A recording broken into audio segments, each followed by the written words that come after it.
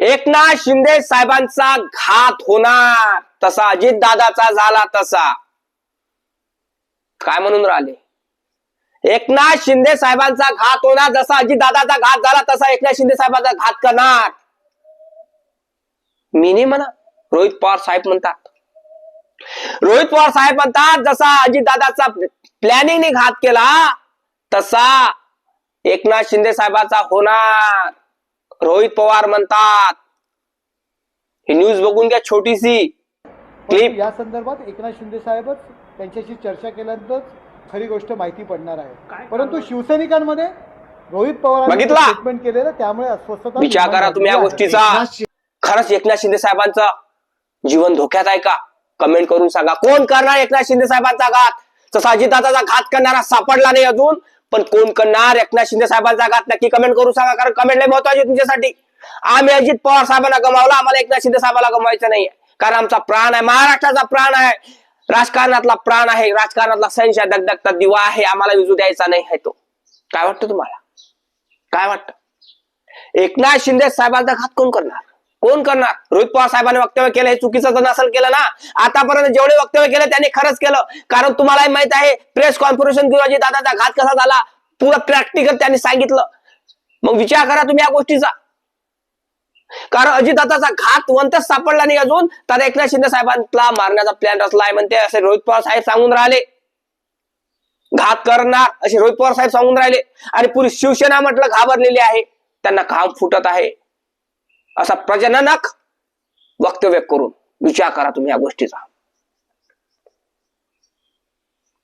प्रतिकार करणारा शब्द म्हणजे एकनाथ शिंदे साहेबांचा घात होणार म्हणते.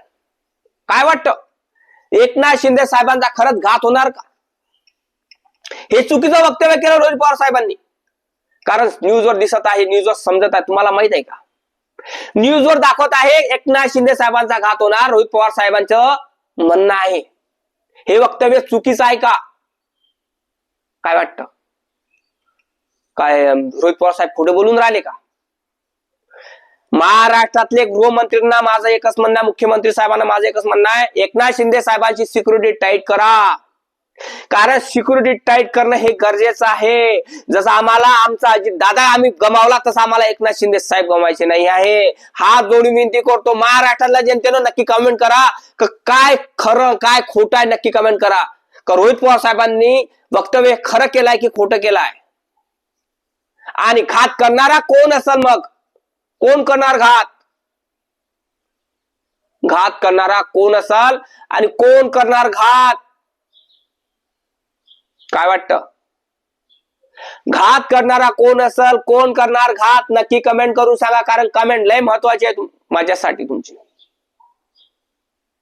अरे एकनाथ शिंदे साहेब उपमुख्यमंत्री आहेत, महाराष्ट्रातले लाडके आहेत. अगोदर मुख्यमंत्री होते, आता उपमुख्यमंत्री आहेत. एकनाथ शिंदे साहेबांना कोणाचं काय बरं केलं रे, वाईट केलं रे? त्यांनी बरंच केलं ना. तो माणूस एक मंद विचारवंत आहे. तो एकनाथ शिंदे साहेबांसारखा तर नेता होऊनच गेला नाही. जसे अजित दादा होते तसे एकनाथ शिंदे साहेब आहे. आणि त्यांचा घात कोण करणार? हो, रोहित पवार साहेबांचं वक्तव्य आहे जसा अजित दादाचा घात केला तसा एकनाथ शिंदे साहेबांचा होणार. पुरी शिवसेना घाबरलेली आहे त्यांची. तर सिक्युरिटी टाईट करणार की नाही करणार मला माहिती महाराष्ट्रातली सरकार. पण गोष्ट एक आहे की VSR कंपनीच्या विमानात कधीही बसू नका. माझं एकच म्हणणं एकनाथ शिंदे साहेबांना. कारण तुमचाही घात करू शकते. कारण तुम्ही आम्हाला हवेस आहात. काय वाटतं तुम्हाला? काय वाटतं? रोहित पवार साहेबांना केलेलं वक्तव्य खरं वाटतं की खोटं वाटतं?